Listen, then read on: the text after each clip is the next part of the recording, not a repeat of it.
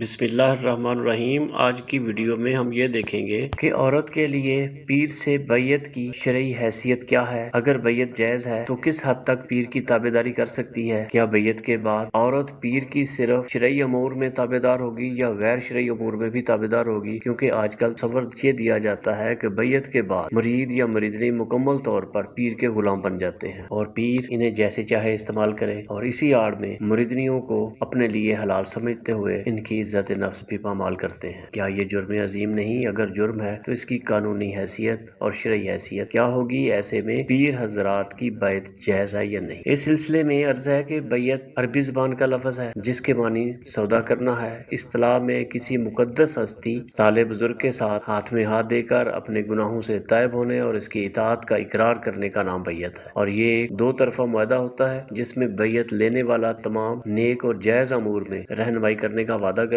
ہے اور بیعت کرنے والا نیک اور جائز امور میں اس کی اطاعت اور پیروی کرنے کا اقرار کرتا ہے۔ قرآن و حدیث میں نہ صرف بیعت کی کئی مثالیں موجود ہیں بلکہ رشد و ہدایت کے لیے بھی رہبر کی ضرورت پر زور دیا گیا ہے۔ ارشاد باری تعالیٰ ہے، جسے اللہ تعالیٰ ہدایت فرما دے سو وہی ہدایت یافتہ ہے، اور جسے گمراہ ٹھہرا دے تو آپ اس کے لیے کوئی ولی نہیں پائیں گے۔ کسی عام شخص کے لیے رائے حق کے لیے کسی ہدایت یافتہ ولی یا مرشد کی رہنمائی درکار ہوتی ہے۔ اس کے لیے ضروری ہے کہ جسے رہنمائی کے لیے چنا جا رہا ہے وہ خود عالم باعمل صحیح العقیدہ ہو تاکہ بیعت کا اصل مقصد حاصل ہو سکے۔ رسول اکرم صلی اللہ علیہ وآلہ وسلم نے صحابیات رضوان اللہ تعالی علیہم اجمعین سے بیعت لی تو اس کا تذکرہ قرآن مجید میں بھی ہے۔ اے نبی، جب آپ کی خدمت میں مومن عورتیں اس بات پر بیعت کرنے کے لیے حاضر ہوں کہ وہ اللہ کے ساتھ کسی چیز کو شریک نہیں ٹھہرائیں گی، چوری نہیں کریں گی، بدکاری نہیں کریں گی، اپنی اولاد کو قتل نہیں کریں گی اور اپنے ہاتھوں اور پاؤں کے درمیان سے کوئی جھوٹا بہتان گھڑ کر نہیں لائیں گی، یعنی اپنے شوہر کو دھوکہ دیتے ہوئے کسی غیر کے بچے کو اپنے پیٹ سے جنا ہوا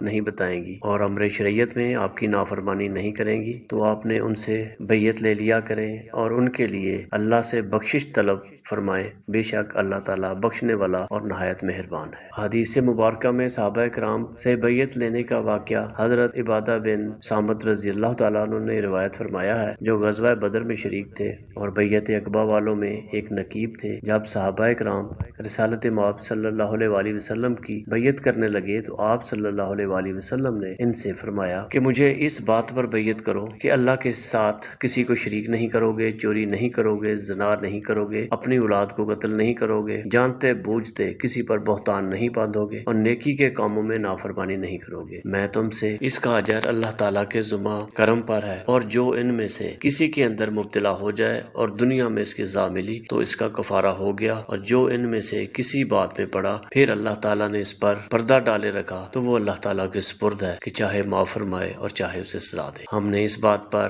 آپ صلی اللہ علیہ وآلہ وسلم سے بیعت کی۔ حضرت زید بن علاقہ رضی اللہ تعالیٰ عنہ سے روایت ہے کہ میں نے حضرت جریر بن عبداللہ رضی اللہ تعالیٰ عنہ سے سنا کہ جس روز حضرت مغیرہ بن شبہ رضی اللہ تعالیٰ عنہ فوت ہوئے تو وہ کھڑے ہوئے اور اللہ تعالیٰ کی حمد و ثنا بیان فرمائی اور فرمایا کہ تم پر اللہ سے ڈرنا ضروری ہے جو اکیلا ہے، اس کا کوئی شریک نہیں، اور وقار اور اطمینان سے رہنا یہاں تک کہ دوسرا امیر آ جائے جو تمہارے پاس آنے والا ہے۔ پھر فرمایا کہ اپنے امیر سے درگزر کرو کیونکہ وہ درگزر کرنے کو پسند فرماتا۔ پھر فرمایا میں نبی کریم صلی اللہ علیہ وآلہ وسلم کی بارگاہ میں حاضر ہو کر عرض گزار ہوا کہ مجھے اسلام پر بیعت فرما لیجئے۔ آپ نے مجھ سے ہر مسلمان کا خیر خواہ رہنے کی شرط بھی فرمائی، تو میں نے اس بات پر حضور نبی کریم صلی اللہ علیہ وآلہ وسلم سے بیعت کر لی، لہٰذا اس مسجد کے رب کی قسم میں تمہارا خیر خواہ ہوں، اور پھر دعائے استغفار۔ ان تمام ریفرنسز سے معلوم ہوتا ہے کہ نیکی اور بھلائی کے کاموں میں بیعت لینا رسول اللہ صلی اللہ علیہ وآلہ وسلم کی سنت، اور یہ سنت آج تک جاری ہے، اور اسی طرح عام انسان کے لیے صراط مستقیم پر چلنے کے لیے بیعت لیتے ہیں۔ لہٰذا کسی کے ہاتھ پر بیعت کرنا واجب تو نہیں ہے، لیکن بیعت کرنے سے مراد یہی ہوتا ہے کہ بندہ کسی کی پیروی کرے جو شخص اللہ تعالیٰ اور اس کے رسول صلی اللہ علیہ وآلہ وسلم کے احکامات کو ماننے والا ہو۔ عوام اس کی پیروی کرے کیونکہ عوام الناس اس قابل نہیں ہوتے کہ قرآن و حدیث اور علوم اسلامیہ میں مہارت رکھتے ہوں، اس لیے راہ حق پر چلنے کے لیے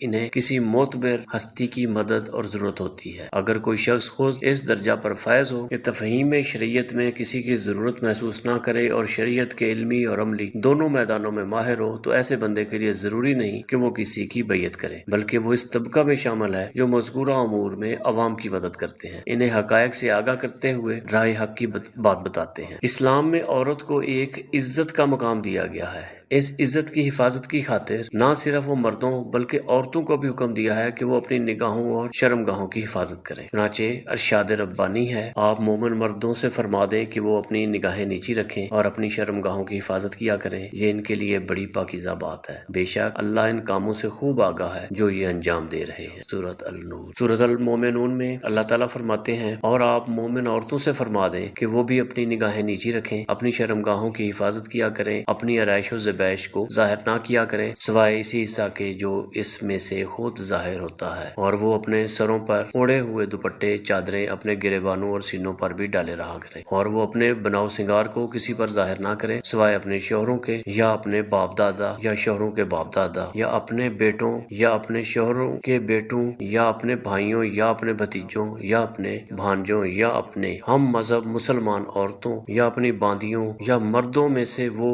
خدمتگار جو خواہش اور شہوت سے خالی ہوں، یا وہ بچے جو کم سنی کے باعث عورتوں کی پردہ والی چیزوں سے آگاہ نہیں، یہ بھی مستثنا ہے، اور نہ چلتے ہوئے اپنے پاؤں زمین پر اس طرح مارا کریں کہ پیروں کی جھنکار سے ان کا وہ سنگار معلوم ہو جائے جسے وہ حکم شریعت سے پوشیدہ کیے ہوئے ہیں، اور تم سب کے سب اللہ کے حضور توبہ کرو اے مومنو تاکہ تم ان احکامات پر عمل پیرا ہو کر فلاح پا جاؤ۔ سورہ المومنون میں اللہ تعالیٰ نے مومنین کی صفات کے بیان میں ارشاد فرمایا، اور جو دائما اپنی شرمگاہوں کی حفاظت کرتے رہتے ہیں سوائے اپنی بیویوں کے یا ان باندیوں کے جو ان کے ہاتھوں میں مملوک ہیں، بے شک احکام شریعت کے مطابق ان کے پاس جانے سے ان پر کوئی ملامت نہیں۔ حضرت جابر رضی اللہ تعالیٰ عنہ سے روایت ہے کہ حضور نبی کریم صلی اللہ علیہ وآلہ وسلم نے فرمایا کہ جن عورتوں کے خاوند موجود نہ ہوں ان کے پاس نہ جاؤ، کیونکہ شیطان تمہاری رگوں میں خون کی طرح دوڑتا ہے۔ حضرت جابر رضی اللہ تعالیٰ عنہ فرماتے ہیں، ہم نے عرض کیا یا رسول اللہ صلی اللہ علیہ وآلہ وسلم آپ کے لیے بھی ایسا ہی ہے؟ حضور نبی کریم صلی اللہ علیہ وسلم نے فرمایا، ہاں میرے لیے بھی، لیکن اللہ تعالیٰ نے اس پر میری مدد فرمائی اور وہ میرا ہمزاد مسلمان ہو گیا۔ حضرت عقبہ بن عامر رضی اللہ تعالیٰ عنہ سے روایت ہے کہ حضور نبی کریم صلی اللہ علیہ وآلہ وسلم نے فرمایا، تنہا عورت یا نامحرم عورت کے پاس جانے سے پرہیز کرو۔ انصار سے ایک آدمی نے سوال کیا کہ یا رسول اللہ دیور کے بارے میں کیا ارشاد ہے؟ تو فرمایا کہ دیور تو موت ہے۔ یہاں پر دیور ہی نہیں بلکہ تمام غیر محرم رشتے شامل ہیں۔ حضرت ابن عباس رضی اللہ تعالیٰ عنہ سے روایت ہے کہ حضور نبی کریم صلی اللہ علیہ وآلہ وسلم نے فرمایا کہ تنہائی میں کوئی شخص کسی عورت کے پاس نہ جائے مگر اس کے ذی محرم کے ساتھ۔ تو ایک شخص نے کھڑے ہو کر عرض کی کہ یا رسول اللہ صلی اللہ علیہ وسلم میری بیوی حج کرنے جا رہی ہے اور میرا نام فلاں غزوہ میں لکھ لیا گیا ہے۔ فرمایا کہ غزوہ میں نہ جاؤ اور اپنی بیوی کے ساتھ حج کرو۔ حضرت علی رضی اللہ تعالیٰ عنہ فرماتے ہیں کہ نبی کریم صلی اللہ علیہ وآلہ وسلم نے ارشاد فرمایا کہ اللہ تعالیٰ کی نافرمانی میں مخلوق کی اطاعت نہ کی جائے۔ اب ان تمام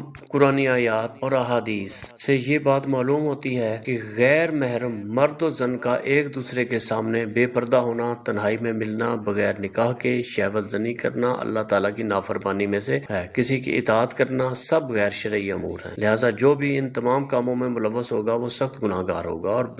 بروز قیامت اللہ تعالیٰ کے حضور جواب دہ ہوگا۔ اب ان قرآنی آیات اور حدیث کی روشنی میں یہ رزلٹ نکالتے ہیں کہ عورت بھی مردوں کی طرح کسی پڑھے لکھے باعمل بزرگ کی بیعت کر سکتی ہیں، لیکن مردوں کی طرح پیر کے ہاتھ میں ہاتھ نہیں دیں گی، بلکہ اس سے قرآن و حدیث کی تعلیم و تربیت ہی حاصل کرے گی۔ صرف دین کی تعلیم حاصل کرنے کی حد تک بیعت و تابعداری کی اجازت ہے۔ عورت تو کیا ہر فرد کے لیے لازم ہے کہ پیر کے صرف انہی کاموں میں تابعداری کرے جو قرآن و حدیث کے احکامات کی خلاف ورزی نہ ہو۔ اس طرح کے نام نہاد پیر جو اسلام کو بدنام کرنے، اسلام کی حدود کو پامال کرنے میں مصروف ہیں، ان کی تابعداری کرنا حرام ہے۔ لہذا جو بھی شخص جعلی پیری مریدی کے چکر میں بغیر نکاح کے عورتوں کے اپنے اوپر حلال سمجھے، غیر محرم خواتین کو بے پردہ ہونے کا کہے، وہ سخت گناہ گار ہے، اور ایسے جعلی پیروں پر حد زنا لاگو ہوتی ہے، اور اس طرح کے پیروں کو اچھی طرح روکنا چاہیے تاکہ اسلام کو بدنام نہ کر سکے۔ جو بھی شخص اللہ اور اس کے رسول صلی اللہ علیہ وآلہ وسلم کے احکامات کی خلاف ورزی کرے وہ گمراہ ہے اور